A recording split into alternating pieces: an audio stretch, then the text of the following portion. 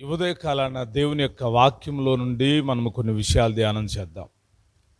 దేవుడు మనతో మాట్లాడేటువంటి సందర్భాలు ఏవైనప్పటికీ అవి చాలా విశేషమైనటువంటి సందర్భాలు. దేవుడు ఎప్పుడు ఏ సమయంలో మాట్లాడతాడో మనం ఊహించలేం. ఆయన ఏ సమయంలోనైనా మాట్లాడచ్చు. ఉదయకాలాన మాట్లాడచ్చు, ఉదయకాలానికి మధ్యాహ్న కాలానికి మధ్యలో మాట్లాడచ్చు, మధ్యాహ్న కాలం మాట్లాడచ్చు, సాయంకాలం మాట్లాడచ్చు, రాత్రి వేళ మాట్లాడచ్చు, అర్ధరాత్రి వేళ మాట్లాడచ్చు. ఎప్పుడైనా దేవుడు మాట్లాడవచ్చు. అయితే ఆ మాట్లాడిన మాటలు మనం శ్రద్ధగా వినాల్సినటువంటి అవసరం ఉంది. ఆ మాట్లాడిన మాటలను మనం భద్రం చేసుకోవాల్సిన అవసరం ఉంది. దేవుడు నిన్ను దర్శించినప్పుడు, దేవుడు నీతో మాట్లాడినప్పుడు ఆ మాటల్ని నీవు స్పష్టంగా రాసుకోగలిగితే ఇంకా చాలా మంచిది. ఎందుకంటే కొన్నిసార్లు మన ఆధ్యాత్మిక జీవితాల్లో అవసరమైన విషయాల్ని గుర్తుపెట్టుకోము, అనవసరమైన విషయాలను గుర్తుపెట్టుకుంటాం. ఆధ్యాత్మిక జీవితానికి దేవుని యొక్క వాక్యం చాలా ప్రాముఖ్యం. కాబట్టి దేవుని యొక్క వాక్యాన్ని చాలా భద్రం చేసుకోవాలి, రాసి పెట్టుకోవాలి. ఎందుకు అంటే నీ పిల్లల తరాలకి దానిని బోధించాల్సిన వ్యక్తివి నీవే కనుక. చాలామంది అనుకుంటారు, మేము వస్తాము దేవుడి సంఘానికి, మా పని మేము చూసుకుంటాము, బైబిల్ చదువుకుంటాము, బైబిల్ వింటాము, వాక్యం వింటాము, ప్రార్థన చేయించుకుంటాము, ఆరాధన చేస్తాము, వెళ్ళిపోతామని. అలా కానే కాదు. కానీ అది దేవుడి ఉద్దేశం కాదు. కానీ నీవు నీ పిల్లల తరానికి, రాబోయే నీ పిల్లల తరాలకు కావలసిన సందేశాన్ని నీ హృదయంలో నింపుకొని అవి నీ పిల్లలకు బోధిస్తే రానున్న తరములో కూడా నీ పిల్లలు దైవికమైన భక్తిలో పెరుగుతారు, నీవు దైవికమైన భక్తిలో పెరుగుతావు. కాబట్టి మంచి అలవాటు ఏంటంటే దేవుడు మాట్లాడినప్పుడు శ్రద్ధగా వినడం, దేవుడు మాట్లాడినప్పుడు వినయభావంతో వినడం, దేవుడు మాట్లాడినప్పుడు దేవుని స్వరాన్ని గుర్తించడం. ఇవి చాలా ప్రాముఖ్యమైనవి. ఆయన మాట్లాడిన ప్రతి వాక్కుని నీవు భద్రం చేసుకోవాలి. ఆయన మాట్లాడిన ప్రతి మాటను నువ్వు రాసి పెట్టుకోవడం నేర్చుకోవాలని ప్రభు పెట్టి నేను మనవి చేస్తూ ఉన్నాను. అయితే ఈ ఉదయకాలాన దేవుని వాక్యంలో నుండి కొన్ని విషయాలు మనం ధ్యానం చేద్దాం. ఇర్మియా గ్రంథం 20వ అధ్యాయం 11వ వచనాన్ని చదువుతున్నాను, దయతో గమనించండి. అయితే పరాక్రమము గల శూరుని వలె యెహోవా నాకు తోడయున్నాడు. నన్ను హింసించువారు నన్ను గెలవక తొట్టిల్లుదురు. వారు యుక్తిగా జరుపుకొనరు గనుక బహుగా సిగ్గుపడుదురు. వారెన్నడూను మరువబడని నిత్య అవమానము పొందుదురు. ఈ యొక్క వాక్య భాగం మనం గమనించినప్పుడు ఇర్మియా ప్రవక్త దేవుని ఆత్మ కలిగిన వాడై, దేవుని శక్తి కలిగినటువంటి వాడై, దేవుని ప్రభావం కలిగినటువంటి వాడై ఈ మాటలు పలుకుతున్నాడు. అక్కడున్న ప్రజలకు, అక్కడున్నటువంటి యాజకులకు, అక్కడున్న తన చుట్టూతున్న వారందరికీ ఈ మాటలు తెలియజేస్తూ ఉన్నాడు. అయితే పరాక్రమము గల శూరుని వలె యెహోవా నాకు తోడయున్నాడు అంటున్నాడు. ఎందుకు ఇంత ధైర్యంగా దేవుడు నాకు తోడయున్నాడు అని చెబుతూ ఉన్నాడు? ఆ మాటకు ముందు మనం చదివితే అయితే అనే మాట చదువుతున్నాం. ఏం జరిగింది? ఏదో జరిగింది. దేవుడు నాకు తోడయున్నాడు, నా శత్రువులు నన్ను హింసించువారు నన్ను గెలవగా తొట్టిల్లుతారు, నా వారు యుక్తిగా పని జరుపుకొనరు గనుక బహుసిగ్గుపడతారు, వారెన్నడూ మరోబడని నిత్యావమానం పొందుతారు అని శ్రేష్టమైన మాటల్ని, వాగ్దానపూర్వకమైన మాటల్ని, జరగబోతున్న విషయాల్ని ఇర్మియా ప్రవక్త తెలియజేస్తూ ఉన్నాడు. ఈ ఇర్మియా ప్రవక్త యాజకుడి యొక్క కుమారుడు. అయితే ఎందుకు ఈ మాటలు, ఈ యొక్క వచనాలు పలుకుతున్నాడంటే మనం ముందుగా కొన్ని విషయాలు నేర్చుకోవాలి. అయితే అని రాయబడి ఉంది. అయితే అంటే ఏదో జరిగింది, సంథింగ్ ఎల్స్, ఏదో జరిగింది. అందుకే ఆయన అంటున్నాడు, పరాక్రమము గల శూరుని వలె యెహోవా నాకు తోడయున్నాడు. దేవుడు చాలా సందర్భాల్లో మనకు తోడుండడం అనేది సాధ్యపడదు. ఎందుకంటే మనం దేవుని తీసుకెళ్ళిపోయి పక్కన పెట్టేస్తాం. దేవుడికి మొదటి స్థానమే ఉన్నప్పుడు దేవుడు ఎలా తోడుంటాడు? ఆయన నీ తోడు రావాలి అనుకున్నప్పుడు నీతోనే ఉండాలనుకుంటాడు కదా. ఇర్మియా అంటున్నాడు, అయితే నాకు యెహోవా పరాక్రమం కలిగిన సూర్యునిలాగా తోడున్నాడు. పరాక్రమం కలిగిన స్వరత్వం కలిగిన దేవుడిగా ఎందుకు నిలబడాలి? పరాక్రమం కలిగిన శూరుడు అంటే శత్రువులపై విజయం పొందేటువంటి వాడు. శూరుడు అంటే యుద్ధ శూరుడు, నైపుణ్యత కలిగినటువంటి వాడు, ఎవరినైనా ఎదిరించుటకు శక్తి కలిగినటువంటి వాడు. పరాక్రమము, ఆయన యొక్క ఔన్నత్యం, ఆయన యొక్క పరాక్రమము మితిలేనిది. ఆయన పరాక్రమం ఎదుట రాజులు సాగిలపడాల్సిందే. ఆయన పరాక్రమం ఎదుట అధికారులు సాగిలపడాల్సిందే. ఆయన పరాక్రమం ఎదుట ఎవరైనా సాగిలపడాల్సిందే. ఆ పరాక్రమం గల సూర్యుని వలె నా దేవుడు ఇర్మియాకు తోడై ఉంటే ఈ ఉదయకాలాన మనకు తోడై ఉంటాడు. అందును బట్టి దేవునికి స్తోత్రం చెప్దాం. ఈ ఉదయకాలాన దేవుడు మనకు తోడై ఉంటాడు. ఎందుకు ఇర్మియాకి తోడుండాల్సి వచ్చింది అంటే, ఇప్పుడు నేను చదువుతున్నాను, గమనించండి. ఇర్మియా గ్రంథం 20వ అధ్యాయం 1వ వచనం. ఇర్మియా ఆ ప్రవచనములు పలుకగా యెహోవా మందిరములో పెద్ద నాయకుడు ఇమ్మేరు కుమారుడునగు పషురాను యాజకుడు విని ప్రవక్త అయిన ఇర్మియాను కొట్టి యెహోవా మందిరమందున్న బెన్యామీనీది గుమ్మమునొద్ద నుండి బోండాలో అతన్ని వేయించెను. ఇక్కడ ఒక విషయాన్ని మనం చదువుతున్నాం. ప్రవక్త అయిన ఇర్మియాకి దెబ్బలు తగిలినాయి, కొట్టారు. ఎవరు కొట్టారో కూడా అక్కడ రాయబడి ఉంది. అతని పేరు కూడా రాయబడి ఉంది. అతడు ఏం చేస్తాడో కూడా రాయబడి ఉంది. ఇమ్మేరు కుమారుడునగు పషురాను యాజకుడు విని ప్రవక్త అయిన ఇర్మియాను కొట్టి అతన్ని బోండాలో వేయించాడు. ఎందుకు వేయించాడంటే, ఇర్మియా ఆ ప్రవచనములు పలుకగా, దేవుడు పలకమన్న విషయాలు పలకాలి అంటే ధైర్యం కావాల్సిందే. దేవుడు చెప్పిన విషయాలు బోధించడానికి ఆత్మశక్తి లేకపోతే ఎవరూ కూడా ఆ యొక్క వాక్కులను పలుకలేరు. ప్రభు పలకమన్న విషయాలు పలకడానికి ఎందుకు ధైర్యం కావాలి? ధైర్యం లేకపోతే పలకలేరా అని అంటే అవును. ఇర్మియా దేవుని యొక్క సందేశాన్ని, దేవుని యొక్క వర్తమానాన్ని ప్రజలకు తెలియజేస్తూ ఉన్నాడు. ఎవరు పలకగలరు? దేవుడు చెప్పిన మాటలు పలకడానికి ధైర్యం కావాలి. ఎందుకనంటే దేవుడు చెప్పే విషయాలన్నీ ఆశీర్వాదకరమైన విషయాలైతే ఏ ఇబ్బంది ఉండదు. ఆశ్చర్యకరమైన విషయాలైతే ఏ బాధ కూడా ఉండదు. ఆశ్చర్యకరమైన విషయాలు, అద్భుతాలు, సూచక్రియల గురించి మాట్లాడినప్పుడు ఆ ప్రవక్తకు కానీ, ఆ సేవకునికి కానీ, ఆ బోధకునికి కానీ ఎటువంటి ఇబ్బంది ఉండదు. ఆశీర్వాదాల గురించి మాట్లాడితే ప్రజలు సంతోషిస్తారు.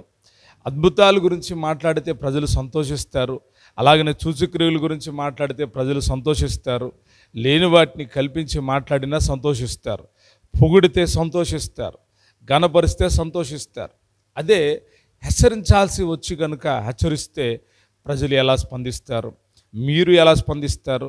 మీకు ఏదంటే ఇష్టం అని అడిగితే మీలో చాలామంది చెప్పేటువంటి మాట ఏంటి అంటే, మాకు పొగడతలంటే చాలా ఇష్టం అండి.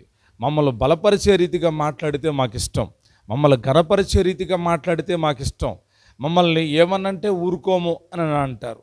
ఎందుకు అలాగా అంటే, దేవుడు మాట్లాడమని చెప్పిన విషయాలు కొన్నిసార్లు ఆశీర్వాదాన్ని గురించి మాట్లాడమని ప్రభు చెప్తారు.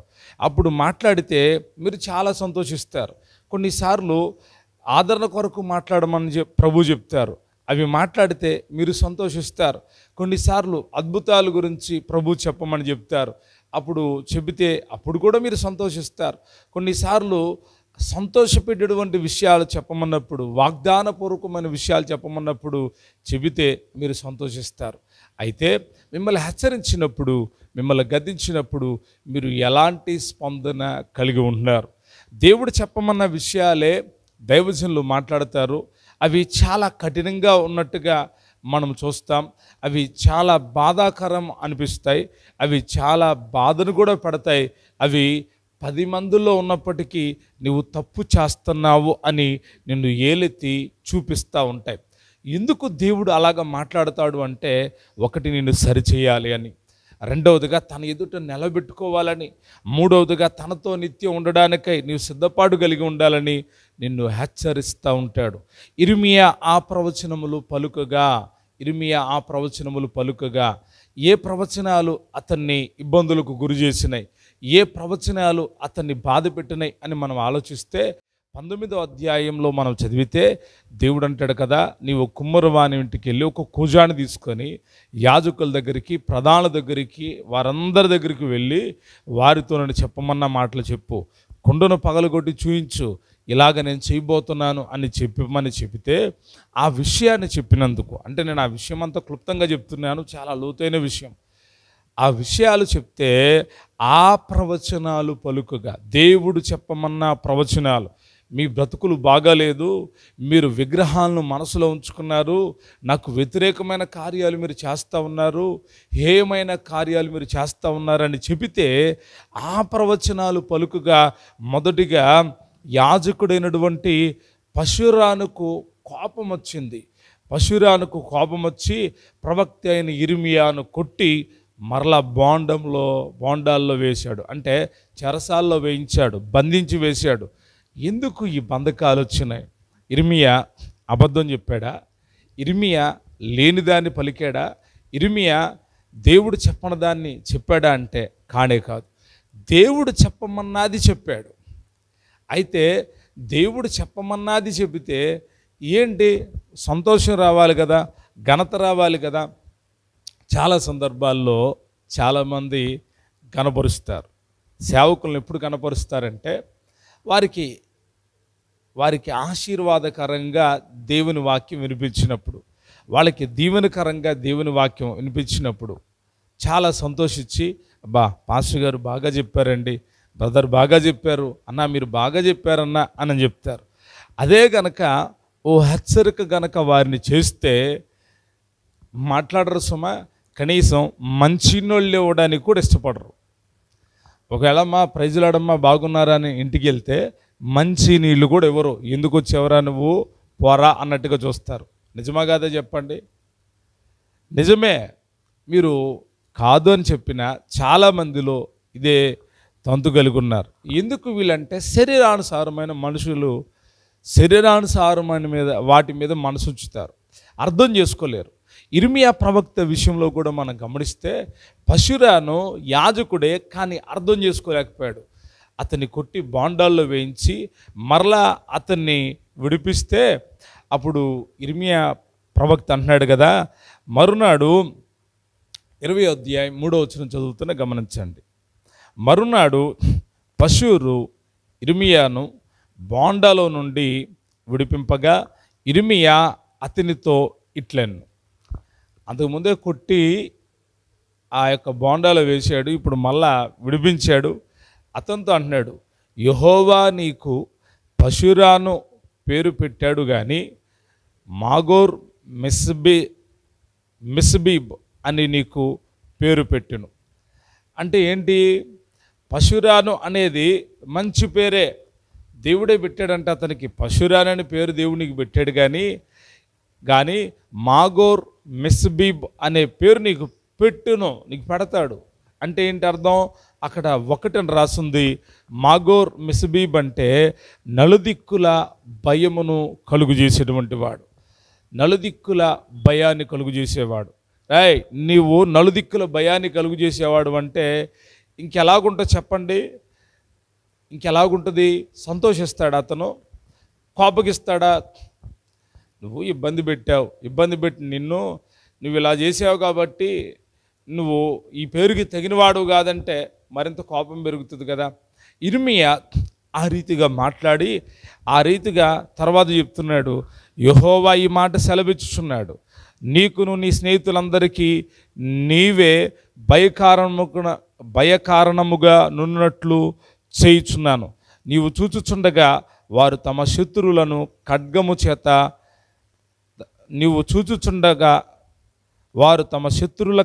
చేత కూలెదరు. మరియు యూదావారినందరినీ బబులోను రాజు చేతికి అప్పగింతును.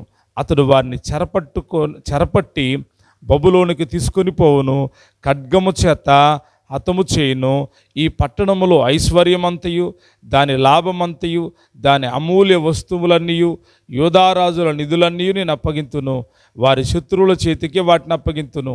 శత్రువులు వాటిలో దోచుకొని పట్టుకొని బబులోనుకు తీసుకొని పోదురు. పశువురు, నీవు నీ ఇంట నివసించు వారందరూ చెరలోనికి పోవుదురు. నీవును నీ ప్రవచనముల చేత మోసపుచ్చిన నీ స్నేహితులందరూ బబులోనుకు వచ్చెదరు. అక్కడనే చనిపోయేదరు, అక్కడనే పాతి పెట్టబడెదరు. అప్పుడే బోండాలని ఆ బిగించిన బోండాలు ఓడదీసి బయట తీసుకొని వస్తే పశువులను గురించి ప్రవచనమెత్తి మాట్లాడుతున్నాడు. యూదా జనాంగాన్ని గురించి ప్రవచనమెత్తి మాట్లాడుతున్నాడు. నీవే దీనికి కారణం, నీ మూలానే ఇలాగ జరగబోతా ఉంది అని చెబుతూ ఉన్నాడు. ఎందుకు అనంటే అతడంట దేవుడు చెప్పని ప్రవచనాలను ప్రజలకు చెప్పి ప్రజలను మోసగించాడంట. నీవును నీ ప్రవచనముల చేత మోసపుచ్చిన నీ స్నేహితులందరూ బబులోనుకు వస్తారు. ఒక అబద్ధానికి చాలామంది తోడవుతున్నారు ఈ రోజుల్లో. సత్యానికి కాదు, అబద్ధానికి చాలామంది తోడై ఉంటున్నారు. అబద్ధాన్ని ప్రకటన చేస్తూ ఉన్నారు. అబద్ధము పక్షాన నిలబడుతూ ఉన్నారు. అబద్ధ ప్రవచనాల ఎదుట అబద్ధ ప్రవచనాలకు తోడుగా నిలబడి వాటిని బలపరుస్తూ ఉన్నారు. ఇర్మియా కాలములో పశురానను యాజకుడు, ఇతడు కూడా ఒక ప్రవచనాలు చెప్పే ప్రవక్తగా ఉన్నాడు. అందుకే ఇతడు గెట్టలేదు. ఎందుకంటే ఇతడు చెప్పే ప్రవచనాల మూలాన ప్రజలు మోసపరచబడుతున్నారు.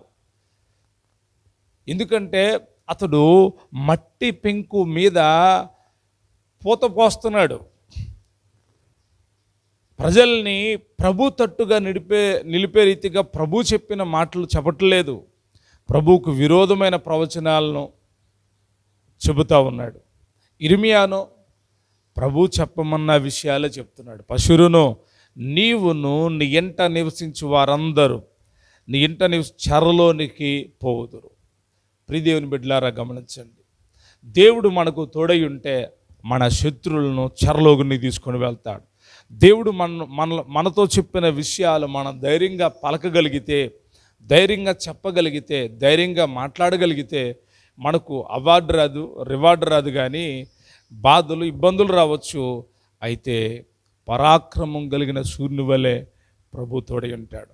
ఎందుకు ఇర్మియా అంత ధైర్యంగా చెప్తున్నాడు, ప్రవచనాలని అంత ధైర్యంగా చెప్తున్నాడంటే ఇర్మియాలో దేవుని యొక్క ఆత్మ ఉంది. అయితే ఈ ఇర్మియా గ్రంథం 20వ అధ్యాయంలో ఇర్మియా కొంచెం కాదు చాలా బాధపడుతున్నాడు.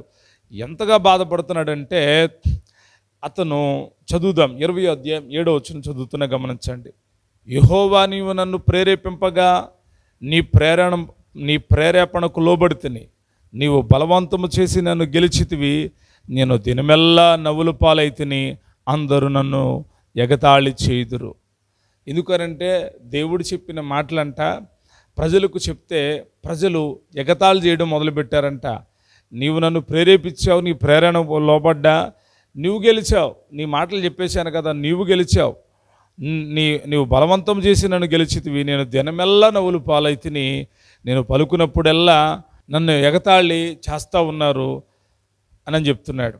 8వ వచనం, ఏలయనగా నేను పలుకున్నప్పుడల్లా బలత్కారం జరుగుతుంది, దోపుడు జరుగుతున్నది, అవి ఎలుగెత్తి చాటింపవలసి వచ్చెను. దినమెల్లా యెహోవా మాట నాకు అవమానమునకును అపహాస్యమునకును హేతువాయను. తన కళ్ళెదురు జరుగుతున్న ప్రతి విషయాన్ని చూసి దేవుని పక్షాన నోరు తెరిచి మాట్లాడవలసి వచ్చింది. జరుగుతున్నటువంటి ఆ యొక్క బలత్కారాన్ని గురించి, దోపుడును గురించి ఎలుగెత్తి చాటింపవలసి వచ్చింది. వాటి విషయాలు నీకెందుకయ్యా ఇర్మియా, నోరు మూసుకొని ఉండొచ్చు కదా అంటే, దేవుని యొక్క ప్రవక్తలు నోరు మూసుకొని ఉండలేరు. జరుగుతున్న విషయాలను తప్పకుండా మాట్లాడగలుగుతారు. వాళ్ళు చేస్తున్న ఆ దోపుడు పనులు, వారు చేస్తున్న బలత్కారమైన పనుల గురించి ఇర్మియా ప్రవక్త ధైర్యంగా మాట్లాడుతున్నాడు. అయితే అంటున్నాడు, నేను మాట్లాడినందుకు నాకు అవమానం వస్తుంది, అపహాస్యం వస్తుంది. నన్ను చూసిన వాళ్ళు హేళన చేస్తూ ఉన్నారు. ఈడు చెప్తున్నాడు రా, ఈడే ప్రార్థనా పరుడు, ఈడే భక్తిపరుడు, వీడే వీడేనా వీడు ఇలా మాట్లాడుతున్నాడు, ఎప్పుడు చూసినా వీడి నోట్లో ఇలాగే అని నన్ను అవమానం చేస్తూ ఉన్నారు, నన్ను హేళన చేస్తూ ఉన్నారు అని ఇంకా అంటున్నాడు, ఆయన పేరు నేను ఎత్తను, ఆయన నామమును ప్రకటింపను అని నేను అనుకుంటున్నా. ఇక నేను ఈ బాధల, ఈ అవమానాలు చూసి, ఈ హేళనలు, ఈ గందరగోళాన్ని, నన్ను చేస్తున్న క్రిటిసైజ్ అంటే అవమానం, ఎంత నన్ను చేస్తున్న అవమాన విషయంలో నేను అనుకుంటే ఆయన పేరు ఎత్తను, ఇక నేను ఆయన గురించి నేను ప్రకటింపను, ఆయన గురించి మాట్లాడదని అనుకుంటానా, అది నా హృదయంలో అగ్నివలే మండుచు నా ఎముకలు మూయబడినట్లున్నది. నేను ఓర్చి విసికి ఉన్నాను, అయితే చెప్పక మానలేదు. దేవునికి స్తోత్రం చెప్తాం. చెప్పక మానలేదు. నేను ప్రభా ఈ అవమానాలు, ఈ బాధలు ఎన్నెందుకయ్యా, వీటన్నిటినీ ఇక నేను అసలు నీ పేరెత్తను, నీ గురించి ప్రకటింపను నేను అనుకుంటే ఆయన మాటలంట హృదయములో అగ్నివలే మండుచు ఎముకల్లో మూయబడినట్లు ఉన్నాయంట. అగ్నిలాగా మండుతుంటే ఇంకా మౌనంగా ఎలాగుంటాడు చెప్పండి. అంటాడు, నేను మౌనంగా ఉండలేకపోయి ఇక నేను చెప్పకుండా మానలేదు, చెబుతానే ఉన్నాను అని చెప్పి ఇంకా అంటాడు, నలుదిక్కుల భయము అని అనేకులు గుసగుసలాడగా వింటిని. వారు దుర్మార్గుడని మీరు చాటించినడలా మేము చాటింతుమందురు. అతడు ఒకవేళ చిక్కుపడినప్పుడు అప్పుడు మనం అతన్ని పట్టుకొని అతని మీద పగ తీర్చుకుందామని చెప్పుకొనుచు నాకు స్నేహితుల వారైన వారందరూ నేను పడిపోగా చూడవలనని కనిపెట్టుకొని ఉన్నారు. భక్తి విషయంలో చాలామంది బాగా ఎదగాలని చూసే స్నేహితులు ఉంటున్నారా, పడిపోతే ఒకసారిగా మీదపడి చీల్చేసే తోడేల్లాగా ఉంటున్నారా? ఇర్మియా భక్తుని మనం గమనిస్తే ఇర్మియా ప్రవక్త అంటున్నాడు, నా స్నేహితులు కాచుకొని ఉన్నారు, నా స్నేహితులు ప్రభా కాచుకొని ఉన్నారు. ఎందుకో తెలుసా, నన్ను అవమానానికి అప్పగించి నేను పడిపోయేటట్లుగా చేసి నేను పడిపోతే వారు చూడవలనని, నా మీద పగ తీర్చుకోవాలని వాళ్ళు కనిపెడతా ఉన్నారు. ఇలా జరుగుతూ ఉంది అని తన గ్రంథములో రాస్తూ ఉన్నాడు. ఇటువంటి పరిస్థితుల్లో ఎలా నిలబడగలుగుతాం? అవమానము, సిగ్గు వస్తూ ఉంటే ఎలా బోధించగలుగుతాం, ఎలా ప్రకటించగలుగుతాం? అవమానం కలుగుతుంది కదా అని దేవుని గురించి మాట్లాడడం మానేయకూడదు. నిందలు మోపారు కదా అని అక్కడే కూర్చొని ఉండకూడదు. చెడ్డ మాటలు పలికారు కదా అని ప్రభువు గురించి మాట్లాడడం మానేయకూడదు. ఇర్మియా ప్రవక్తల నుంచి మనం నేర్చుకోవాల్సిన సత్యాలు ఇవే. దేవుని ఆత్మ కలిగిన వ్యక్తివైతే నీవు అవమానాలను, నిందలను, నీ స్నేహితులు నీ గురించి నువ్వు పడిపోవడం గురించి చూస్తూ ఉంటే నా ప్రభు నువ్వు నిలబడిన విషయాన్ని ఆయన చూస్తూ ఉన్నాడు. దేవునికి స్తోత్రం చెప్దాం. నువ్వు నిలబడతావు అని ఆయన ధైర్యపరుస్తూ ఉన్నాడు. నువ్వు పడిపోతుంటే ఆయన చూస్తా ఊరుకోడు. పడిపోయే పరిస్థితికి నిన్ను అప్పగించాడు. ఆ పరిస్థితి వస్తే ఆయనే నీకు తోడై నిన్ను నిలబెడతాడు. ఆమేన్. ఆయనే నీకు తోడై ఉంటాడు. అందుకే అంటాడు, అయితే నేను ఎంతగా నా స్నేహితుల విషయంలో నా చుట్టూతున్న ప్రజలు నన్ను అవమానం, యాజకుడు, ప్రవక్తలు, అబద్ధ ప్రవక్తలు నన్ను అవమానాలు గురి చేస్తూ ఉండి నన్ను బాధపడుతూ ఉంటే నేను ఆయన మాటలకు ఎత్తను అని నేను అనుకుంటే నా హృదయంలో ఆ మండుతున్న ఆయన మాటలు నేను ప్రకటింపకుండా మానలేదు అని చెబుతూ, చాలాసార్లు మనం పడిపోతే చూడాలనుకున్న వాళ్ళు చాలామంది ఉంటారు. మనం బాగుంటే కాదు, మనం నాశనం అయిపోతే, మనం కృంగిపోతే, మనం ఏడుస్తూ ఉంటే, మనం దుఃఖపడతా ఉంటే చూసి నవ్వుకోవాలి అనుకునే వాళ్ళు చాలామంది ఉంటారు. మంచిదానికి, మంచి విషయాలకు అవమానం వస్తే మనం భరించాలి. మంచి చేసి బాధపడడంలో తృప్తి ఉంది కానీ చెడు చేసి బాధపడడంలో తృప్తి లేదు. మంచి వాళ్ళకే బాధలన్నీ, మంచి వాళ్ళకే కష్టాలన్నీ. చెడ్డ పనులు చేసి బాధపడడంలో ఏముందండి? చెడు పనులు చేసి నేను మంచిగా ఉన్నానని అనిపించుకోవడం గొప్ప కాదు. దేవుడు చెప్పమన్న విషయాలు, దేవుడి చిత్తంలో బ్రతికేటువంటి బ్రతుకులు ఎప్పుడూ కూడా మనకు బాధని, ఇబ్బందిని, కన్నీళ్లు తెప్పిస్తూ ఉంటాయి. ఎందుకు నాకు ఈ భక్తి, ఎందుకు నాకు ఈ ప్రార్థన, ఎందుకు నాకు ఈ సహవాసం, ఇక నేను దేవుడి సన్నిధిలో ఉండను, దేవుడు నాకేం చేశాడు. చాలామంది చెప్తారు, దేవుడు నాకేం చేశాడు, నేను దేవుడితో ఎంత బలంగా ప్రార్థనలో ఉంటే, ఆయన్ని ఎంత శ్రద్ధగా ఆరాధిస్తే, ఇంతగా దేవునికి నమ్మకంగా ఉంటే ఎందుకు నాకు ఈ అవమానాలు, ఎందుకు నన్ను సిగ్గుపరిచేటువంటి మాటలు, ఎందుకు నాకు ఈ కష్టాలు, ఎందుకు నాకు ఈ ఇబ్బందులు అని చాలామంది అనుకుంటారు. చాలామంది అనుకోవడమే కాదు, అనుభవిస్తూ చాలాసార్లు అనుకుంటారు, ఇక నేను రానండి ప్రార్థనకి. కొందరు చెప్తారు, ఇక నేను ప్రార్థనకి రాను. ఏమైంది అయ్యా, ఏమైంది అంటే, దేవుడు నాకేం చేశాడు, నేను అంతా మంచి చేస్తే నాకు ఇలాగ జరిగింది, నేను దేవుడి కోసం ఎంత త్యాగపూరితంగా ఉంటే నాకు ఇలాగ జరిగింది అని ఎన్నో మాటలు మాట్లాడుతూ వాళ్ళు దూరము అవ్వాలి అని అనుకుంటారు. కానీ కొందరు దూరం అయిపోతారు. కానీ హృదయము లోపల మంట కలిగినటువంటి వాళ్ళు ఎప్పటికీ దూరము కాలేరు. దేవునికి స్తోత్రం చెప్తాం. ఎప్పటికీ దూరం కాలేరు. ఇర్మియా ప్రవక్త అంటున్నాడు, ఇక నేను ఆయన మాట ఎత్తును, ఆయన మాటను ప్రకటించను. ఈ అవమానాలు, ఈ నిందలు నాకెందుకని నేను అనుకుంటున్నా, నేను ఇక ఆయన గురించి మాట్లాడకుండా ఉందాము అని అనుకుంటున్నానా.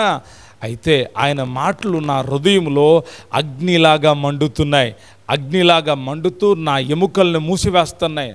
నేను ఓర్చుకొని నేను ఆయన మాటలు ప్రకటిస్తూ ఉన్నాను. ఓర్పుతో కూడిన భక్తి మనకు అవసరమైంది. ఓర్పు చాలా అవసరమైంది. ఓర్పు గొప్ప ద్రోహ కార్యములు జరగకుండా చూస్తుంది. చాలాసార్లు మన ఓర్పుకి పరీక్షలు ఉంటాయి. ఎంతకాలం ఓర్చుకుంటాడు ఇతడు, ఈమె ఎంతకాలం ఓర్చుకుంటుంది అని దేవుడు చూస్తూ ఉంటాడు. పరీక్షలు మనల్ని, మన ఓర్పుని పరీక్ష చేస్తూ ఉంటాయి. అయితే మనం ఓర్చుకోవాలి. ఎంతకాలం ఓర్చుకోవాలన్నా, నేను ఎంతకాలం ఓర్చుకోవాలి పాస్టర్ గారు అంటే, చనిపోయేదాకా ఓర్చుకోవాలి. చనిపోయేదాకా ఓర్చుకొని జీవించాలి. నేను భక్తి మంచిగానే చేస్తానని అయినా ఓర్చుకోవాలి. నేను దేవునితో బాగా సన్నిహితంగా ఉంటున్నాను కదా, అయినా నాకు నిందలు వస్తున్నాయి, అవమానాలు వస్తున్నాయి, కష్టాలు వస్తున్నాయి, ఓర్చుకోవాలి. నీవు పడిపోవడం నీ స్నేహితులు, నీ బంధువులు చూడాలనుకుంటున్నారు. అయితే నిన్ను నిలబెట్టేవాడు నా దేవుడు. ఆయన పరాక్రమం కలిగిన శూరుని వలె నీకు తోడై ఉన్నాడు. ఆమేన్. నీకు తోడై ఉన్నాడు, నీ కుటుంబానికి తోడై ఉన్నాడు. అధైర్యపడొద్దు, నీకు తోడై ఉన్నాడు ఆయన. ఇర్మియా అంటున్నాడు, పరాక్రమం కలిగిన శూరుని వలె యెహోవా నాకు తోడై ఉన్నాడు. కాబట్టి నన్ను హింసించి వారు నన్ను గెలవక తొట్టిల్లుతారు. నన్ను హింసిస్తున్నారు కదా, వారు గెలవక వాళ్ళు తొట్టిల్లుతారు. ఎప్పుడు? నీవు ధైర్యంగా నిలబడినప్పుడు. మనం అధైర్యపడాల్సిన పని లేదు. ఆయన అంటున్నాడు, ఇదిగో నన్ను హింసించు వారందరూ గెలవక తొట్టిల్లుతారు. నువ్వు నమ్మితే నిన్ను హింసించే వాళ్ళు నీ మీద జయం పొందలేరు. నిన్ను ఇబ్బంది పెట్టేవాళ్ళు ఎప్పటికీ జయం పొందలేరు. ఎందుకంటే పరాక్రమము కలిగిన సూర్యుని వలె యెహోవా నీకు తోడై ఉన్నాడు. ఇర్మియాకు తోడై ఉంటే నీకు తోడై ఉన్నాడు. కాబట్టి నీవు అన్ని విషయాల్లో జయం పొందుతావు. నీవు సిగ్గుపడవు. మరొక మాట అంటాడు ఇర్మియా, వారెన్నడూను మరోబడని నిత్య అవమానము పొందేదారు. ఎప్పుడు పొందుతారు ప్రభా? త్వరగా పొందితే బాగుండు, నేను బాధను భరించలేకపోతున్నా, ఈ అవమానాలు భరించలేకపోతున్నా, ఈ నిందలు భరించలేకపోతున్నా అని అనుకోవద్దు. ఒక సమయం వస్తుంది, ఆయన నీకు తోడై ఉన్నాడు. ఒక సమయం వస్తుంది, ఎలాగంట వారెన్నడూ మరోబడని నిత్య అవమానం పొందుతారు. నిత్య అవమానం. ఇంకా వారు బ్రతికినంత కాలం ఆ అవమానం వాళ్ళ మీద అట్ట నిలిచిపోయే ఉంటుంది. వాళ్ళని చూసిన ప్రజలు వాళ్ళని అవమానపరుస్తూనే ఉంటారు. ఎందుకో తెలుసా? దేవుని బిడ్డవైన నిన్ను అవమానపరిచారు కాబట్టి, దేవుని బిడ్డవైన నిన్ను సిగ్గుపరిచారు కాబట్టి, దేవుని బిడ్డవైన నిన్ను ఆ ఇష్టానుసారంగా మాట్లాడారు కాబట్టి వాళ్ళు బహుగా సిగ్గుపడతారు. ప్రియదేవుని బిడ్డలారా, ఉదయకాలాన నేను తెలియజేయాలనుకున్న సత్యం ఏంటంటే, యుద్ధశూరుడైన పరాక్రమశాలి అయినటువంటి నా దేవుడు నీకు తోడై ఉన్నాడు.